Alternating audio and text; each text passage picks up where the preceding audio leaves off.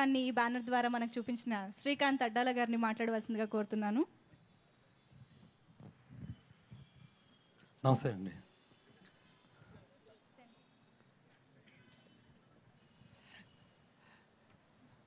నమస్తే అండి.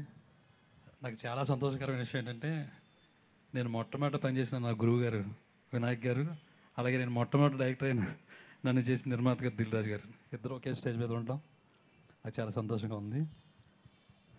అంటే ఒక 25 సినిమాలు ఆ ప్రస్థానం ఏదైతే ఉందో అదంత ఈజీ కాదు.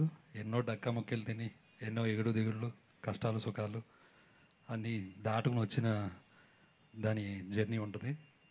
సో అలాగే ముందు ముందు కూడా అటు పాత ఇటు కొత్త అందరినీ కలుపుకొని ఇంకా చాలా చాలా సినిమాలు తీయాలని మనస్ఫూర్తిగా కోరుకుంటున్నాను. అలాగే ఈ డీజే టీంకి, దానికి సంబంధించిన అందరికీ సక్సెస్ అవ్వాలని మనస్ఫూర్తిగా కోరుకుంటున్నాను. Thank you so much.